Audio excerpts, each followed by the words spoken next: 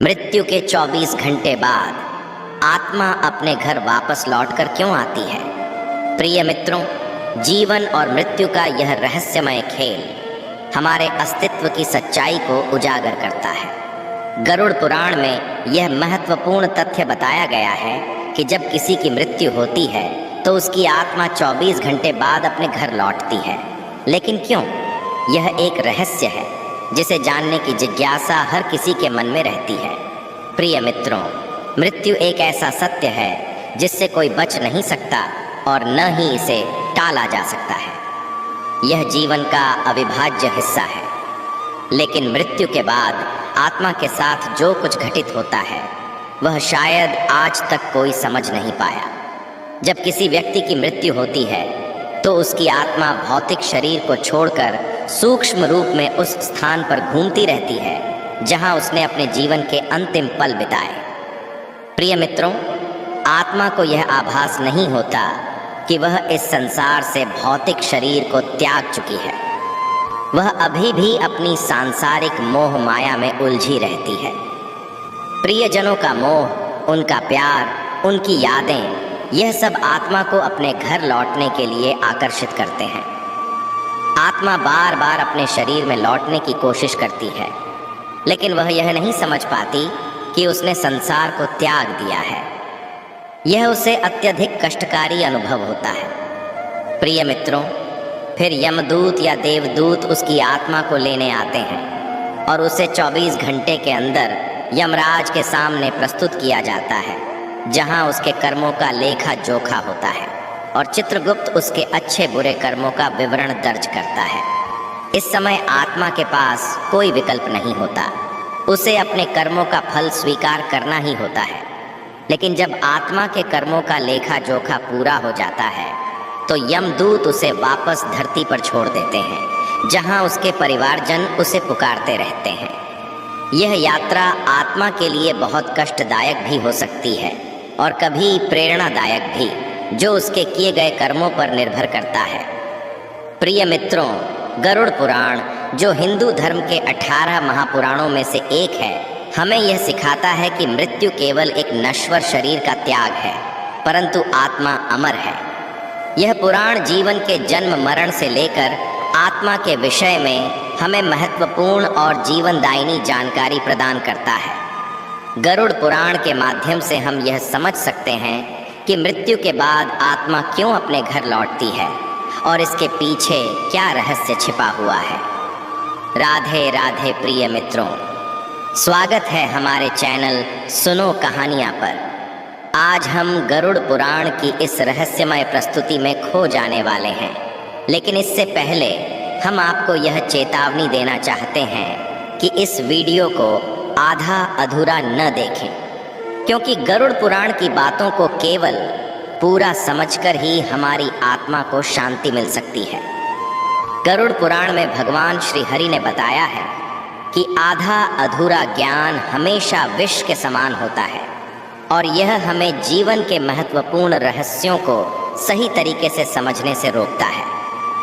प्रिय मित्रों, हम आपसे अनुरोध करते हैं कि इस वीडियो को अंत तक देखें ताकि आप हर बात को ठीक से समझ सकें और इसका लाभ उठा सकें। कृपया इस वीडियो को लाइक करें और हमारे चैनल को सब्सक्राइब करना न भूलें ताकि भविष्य में आप इस तरह के और ज्ञानवर्धक वीडियो पा सकें। साथ ही कमेंट बॉक्स में जय श्री कृष्ण लिखकर आप ईश्वर को अपना आभार व्यक्त कर सकते हैं। इससे आपके जीवन से जुड़ी समस्त दुखों का अंत होगा और जीवन में शांति और खुशहाली आएगी। प्रिय मित्रों, आइए जानते हैं इस अद्भुत रहस्य के बारे में जो हमें मृत्यु और आत्मा के सफर की गहरी समझ प्रदान करता है। मित्रों, गरुड़ पुराण में बताया गया है कि जब किसी की मृत्यु होती है तो उसके भौतिक शरीर से सूक्ष्म आत्मा निकलने के बाद 24 घंटे के अंदर वह फिर से अपने घर परिजनों के पास दोबारा आती है, क्योंकि वह सूक्ष्म आत्मा अपने परिवार और सांसारिक मोह के बंधन में उलझी रहती है। वह आत्मा अपने परिवार के साथ 10 दिनों तक भटकती रहती है। प्रिय मित्रों, उस आत्मा को तृप्ति तभी प्राप्त होती है जब परिवारजन उसका कर्मकांड करते हैं, तब वह इस संसार को छोड़कर अपनी नई यात्रा के लिए प्रस्थान करता है। प्रिय मित्रों, गरुड़ पुराण हिंदू धर्म का एक ऐसा ग्रंथ है जो हमें जन्म मरण से लेकर मनुष्य अपने जीवन में कैसे जिए, ये सभी चीज़ों के बारे में सिखाता है। आइए प्रिय मित्रों, आज हम एक कथा के माध्यम से जानते हैं कि मृत्यु के 24 घंटे बाद आत्मा अपने घर क्यों लौटती है। इसके पीछे क्या आध्यात्मिक रहस्य छिपा हुआ है जो गरुड़ पुराण और स्कंद पुराण के द्वारा बताया गया है, जो जगत के रचयिता ब्रह्मा जी ने स्वयं नारद मुनि को बतलाया था। आज हम उन्हीं भावनात्मक कथाओं को जानेंगे। प्रिय मित्रों, एक समय की बात है, ब्रह्मलोक में सृष्टि की रचना करने वाले ब्रह्मा जी अपने आसन पर ध्यान मग्न में बैठे हुए थे। तभी देव श्री नारद नारायण नारायण का जाप करते हुए वहां पहुंचे। उन्होंने आदरपूर्वक प्रणाम करके बोले, सृष्टि के रचना करने वाले ब्रह्मदेव, मेरे मन में एक प्रश्न है जो मेरे मन को बहुत ही व्याकुल कर रहा है। क्या आप मेरे प्रश्न का जवाब देंगे? हे प्रभु, हर जीव, मनुष्य का जीवन से मृत्यु, आत्मा रचना करना या आत्मा का पूर्ण जन्म लेना सब आपके ही हाथों में है। हे प्रभु, मैं यह जानना चाहता हूँ कि जब किसी की मृत्यु होती है तो मृत्यु के 24 घंटे बाद आत्मा अपने परिवारजन के पास क्यों लौटती है?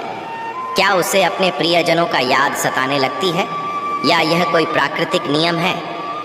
फिर ब्रह्मदेव नारद की बातों को सुनकर मुस्कुराए और बोले, हे देव श्री नारद, आपका यह प्रश्न बहुत ही उत्तम और महत्वपूर्ण है जो हर मानव जाति के लिए उसके जन्म, मृत्यु और पुनर्जन्म पर आधारित है।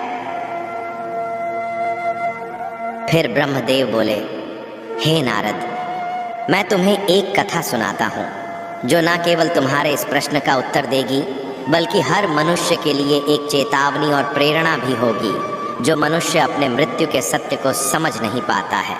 तुम इस कथा को पूरे ध्यान पूर्वक आखिरी तक सुनो। ब्रह्मदेव बोले, हे नारद, यह गरुड़ पुराण की भावनात्मक कथा है। जो इस कथा को आधा अधूरा सुनने की गलती करता है, यह उसकी अज्ञानता है, क्योंकि आधा अधूरा ज्ञान हमेशा विष के समान होता है। जो इस कलयुग भरे संसार में मनुष्य इस कथा को पूरे ध्यान पूर्वक आखिरी तक सुन लेगा और समझ लेगा, उसका इस संसार से जीवन में भरी लोभ, क्रोध, मोह का अंत होगा। यह संसार केवल एक माया का जाल है। जो भी कुछ घटता है वह प्राकृतिक परिणाम होता है।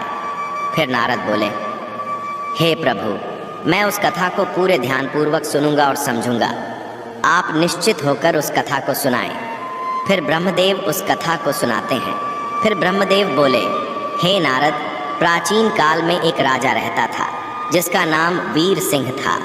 वह बहुत ही न्यायप्रिय था और अपने राज्य के प्रति उत्तरदायित्व निभाता था। वह हमेशा पुण्य कार्यों में लिप्त रहता था। लेकिन एक दिन उसकी अचानक मृत्यु हो जाती है। राजा की मृत्यु से पूरे परिवार और राज्य की प्रजा शोक में डूब जाती है। राजा की मृत्यु के तुरंत बाद उसकी आत्मा नश्वर शरीर को त्याग कर बाहर निकल जाती है। फिर ब्रह्मदेव बोले, हे नारद, जब किसी की मृत्यु होती है तो उसकी आत्मा शरीर को त्याग देती है, परंतु वह अपने भौतिक संसार के बंधनों से मुक्त नहीं हो पाती।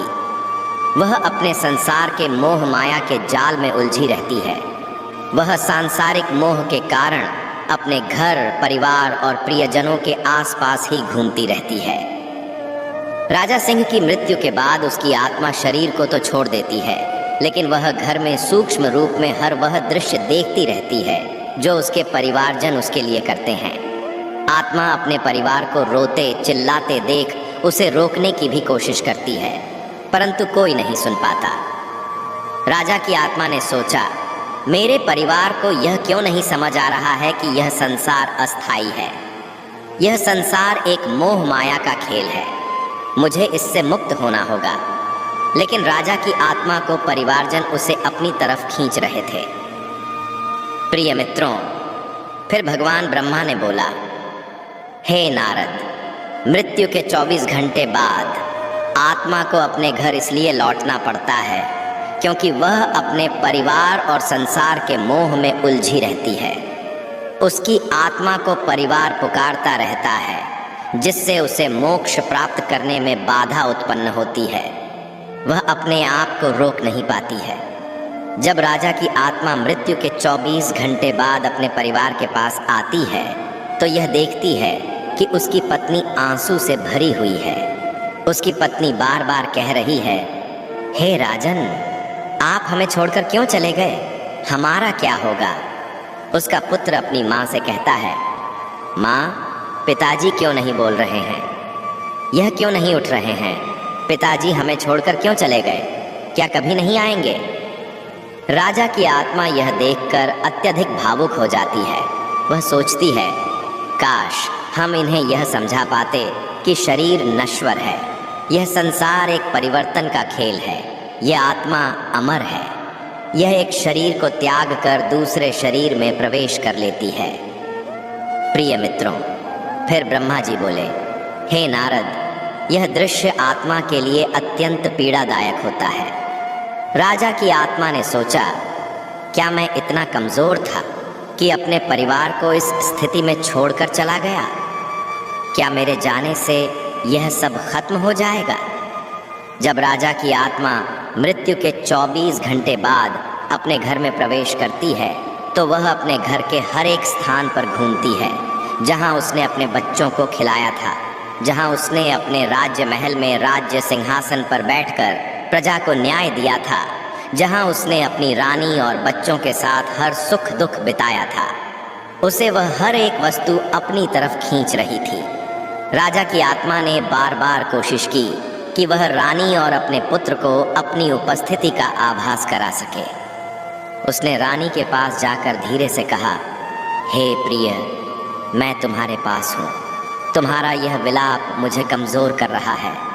मुझे इस संसार से मोक्ष पाने के लिए कृपा करें। लेकिन उसकी आवाज़ रानी को सुनाई नहीं दी। उसने अपने पुत्र के सिर पर हाथ रखा और कहा, हे पुत्र, यह संसार एक यात्रा है। हर आत्मा को इसे छोड़कर आगे बढ़ना पड़ता है। तुम मेरे बिना भी मजबूत बन सकते हो।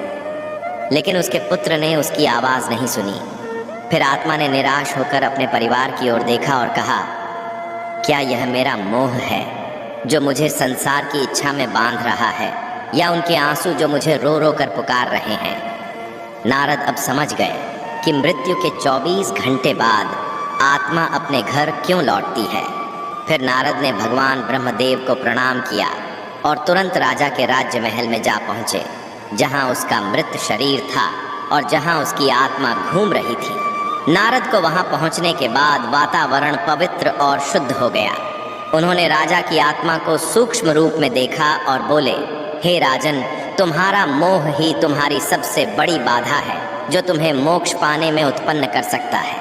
हे राजन, यह संसार कर्मों का चक्र है। तुम्हारा शरीर नश्वर है, संसार का हिस्सा नहीं है। तुम्हारी आत्मा को इस मोह को त्याग कर आगे बढ़ना है, लेकिन तुम्हारे प्रियजनों का मोह माया तुम्हें अपने कर्मों से रोक रहा है। फिर नारद ने राजा के परिवार को समझाने के लिए अपनी वीणा उठाई और गरुड़ पुराण के श्लोक समझाने लगे। बोले, हे राजन, आत्मा अमर और अजर है, यह नहीं मरता, इसका अंत नहीं होता। यह मनुष्य के मृत्यु के बाद की आत्मा की एक यात्रा है।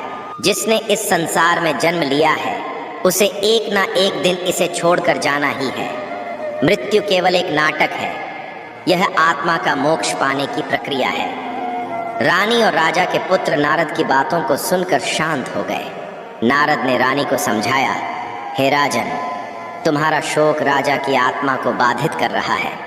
यदि तुम सच में उनसे प्रेम करते हो तो उनके मोक्ष के लिए तुम भगवान से प्रार्थना करो। तुम्हारा यह मोह आत्मा को अपनी तरफ खींच रहा है, जहां उसे मोक्ष पाने में संकट का सामना करना पड़ सकता है। आत्मा ने नारद मुनि की बातों को सुनकर कहा, हे राजन, मुझे अब समझ में आ गया है कि यह संसार एक परिवर्तन का खेल है। मृत्यु केवल एक सांसारिक नाटक है। मेरा आत्मा का उद्देश्य है कि इस मोह से मुक्त होकर ईश्वर की ओर बढ़ना है, ताकि मुझे मोक्ष पाने में कोई बाधा उत्पन्न न हो। लेकिन मेरे प्रिय जनों की आंसू मुझे रोक रहे हैं। क्या अब मैं फिर कभी अपने परिवार को देख पाऊंगा? फिर नारद मुनि ने मुस्कुराते हुए कहा, हे राजन, तुमने अपने जीवन में जो प्रेम और आदर कमाया है वह हमेशा इस संसार में तुम्हारे परिवार के साथ रहेगा। तुम उन्हें सूक्ष्म रूप से देख सकते हो, लेकिन अब तुम्हें अपनी यात्रा शुरू करनी होगी। राजा की आत्मा ने अपने परिवार को अंतिम बार देखा। उसने रानी और पुत्र के सिर पर हाथ रखने की कोशिश की, पर वह नहीं हो पाया। आत्मा ने कहा, हे प्रिय, तुम्हारे आंसू मुझे रोक रहे थे, लेकिन तुम्हारे मन की शांति ने मुझे इससे मुक्त कर दिया। मेरा प्रेम हमेशा तुम्हारे साथ रहेगा। अब तुम मुझे विदाई दो। रानी ने रोते हुए कहा, हे स्वामी, मैं अब समझ चुकी हूँ कि यह संसार केवल एक अस्थायी पड़ाव है। यह एक परिवर्तन का चक्र है। मैं आपको रोकूंगी नहीं। मैं आपके आत्मा की शांति के लिए ईश्वर से प्रार्थना करूंगी। फिर नारद बोले, हे आत्मा, अब तुम संसार और भौतिक मोह को त्याग कर अपने मोक्ष की यात्रा के लिए प्रस्थान करो। यह शरीर संसार का नश्वर अंग है। तुम अब अपने परिवार के मोह को त्याग करो। अब आत्मा ने नारद की बातों को सुना और कहा, हे राजन, मुझे आपके शब्दों का ज्ञान प्राप्त हुआ। अब हम इस संसार के बंधन से मुक्त होकर अपने कर्मों का फल भोगने और मोक्ष प्राप्त करने के लिए आगे बढ़ेंगे। आप मुझे आशीर्वाद दें। प्रिय मित्रों, अब नारद ने राजा के परिवार को समझाया कि राजा के आत्मा के मोक्ष पाने के लिए तुम्हें उसका कर्मकांड करना होगा, उसका श्राद्ध करना होगा, ताकि उसे मोक्ष प्राप्त हो सके, उसे इस संसार से मोक्ष की प्राप्ति हो सके। फिर नारद बोले, हे राजन, उसके शांति के लिए तुम्हें गरुड़ पुराण का पाठ करवाना होगा, पूजा अनुष्ठान करवाना होगा। पिंडदान और श्राद्ध से आत्मा को तृप्ति प्रदान होती है। यह कर्म आत्मा के मोक्ष पाने का रास्ता बनता है, जिससे उसकी आत्मा भटकती नहीं है। प्रिय मित्रों, राजा के परिवार ने नारद की बातों को दृढ़ संकल्प के साथ स्वीकार किया और राजा की आत्मा के मोक्ष के लिए उसका श्राद्ध पिंडदान किया, गरुड़ पुराण का पाठ किया, पूजा अनुष्ठान और हवन किया। उसके बाद आत्मा घर को छोड़कर यमलोक की यात्रा की ओर प्रस्थान कर गया। वह हमेशा के लिए अपने परिवार से अलविदा हो गया। प्रिय मित्रों, यह कथा हमें यह प्रेरणा देती है कि मृत्यु केवल एक जीवन की यात्रा है। हमारा आत्मा अमर और अजर होता है, वह कभी भी नहीं मरता। मनुष्य की मृत्यु के 24 घंटे बाद आत्मा अपने घर इसलिए लौटती है क्योंकि उसके परिवारजन उसे बुलाते रहते हैं। परिवार का रोना और चिल्लाना उसे बहुत व्याकुल करता रहता है। उसे यह समझना इतना आसान नहीं होता कि उसने इस नश्वर संसार को त्याग दिया है। यह समय आत्मा के लिए बहुत ही कष्टदायक होता है। यह संसार केवल एक परिवर्तन का चक्र है। प्रिय मित्रों, गरुड़ पुराण हमें सिखाता है कि यह जीवन हमारे कर्मों का फल है। इस ग्रंथ में यह समझने की प्रेरणा दी जाती है कि हर जीव प्राणी का जीवन नश्वर है। जो मनुष्य या जीव प्राणी जन्म लेता है उसे इस संसार से मुक्त होकर ईश्वर से मिलना है। प्रिय मित्रों, गरुड़ पुराण हिंदू धर्म के महान ग्रंथों में से एक है जो हमारे जीवन को सही दिशा में चलने का ज्ञान देता है। यह हमें यह सिखाता है कि मनुष्य का जन्म और मृत्यु केवल संसार के बंधन का मोह है। यह ग्रंथ न केवल जीवन और मृत्यु के रहस्यों के बारे में बताता है, बल्कि यह भी समझाता है कि मनुष्य अपने जीवन को किस प्रकार सही दिशा में ले जाकर उसे बेहतरीन बना सकता है। प्रिय मित्रों, गरुड़ पुराण हिंदू धर्म का वह अमूल्य ग्रंथ है जो हमें जीवन के हर पहलू को समझने का अवसर देता है। यह ग्रंथ न केवल मनुष्य के जन्म मरण के रहस्यों को उजागर करता है, बल्कि हमें यह भी बताता है कि वर्तमान जीवन को कैसे सही दिशा में जीना चाहिए। प्रिय मित्रों, जीवन एक दुर्लभ और अनमोल अवसर है, जिसे अगर सही दिशा में लिया जाए तो यह आत्मा को मोक्ष की ओर अग्रसर कर सकता है। गरुड़ पुराण में यह बताया गया है कि मनुष्य की मृत्यु के 24 घंटे बाद आत्मा अपने परिवारजन के पास लौटती है। यह लौटने का कारण सिर्फ परिवार के मोह का नहीं, बल्कि आत्मा के लिए यह एक अनिवार्य प्रक्रिया है, ताकि वह सूक्ष्म रूप में अपने परिवार के साथ कुछ समय और बिता सके। जब आत्मा का 13वां संस्कार होता है तो वह इस संसार को पूरी तरह से छोड़कर अपनी अंतिम यात्रा पर प्रस्थान करता है, एक ऐसी यात्रा जो उसे मुक्ति की ओर ले जाती है। प्रिय मित्रों, गरुड़ पुराण में बताई गई इन बातों को हमेशा ध्यान में रखें और सत्य की राह पर चलें। यह संसार केवल एक मोह माया का जाल है जो कि सरोज हमें मुक्ति की प्राप्ति में बाधा डालता है। यदि हम अपने जीवन को सत्य और धर्म की दिशा में अग्रसर करते हैं तो आने वाला जीवन न केवल सुखद होगा बल्कि प्रेरणादायक भी होगा। प्रिय मित्रों, यदि आपको हमारा वीडियो अच्छा लगा हो तो कृपया इसे लाइक करें और कमेंट में जय श्री कृष्ण ज़रूर लिखें। हमारे चैनल को सब्सक्राइब करें ताकि हर नया वीडियो आपको तुरंत मिल सके और आप इसे अपने जीवन में उपयोगी पाएंगे। फिर मिलेंगे एक नए वीडियो के साथ। तब तक के लिए अपना ख्याल रखिए और हमेशा मुस्कुराते रहिए। जय श्री कृष्ण।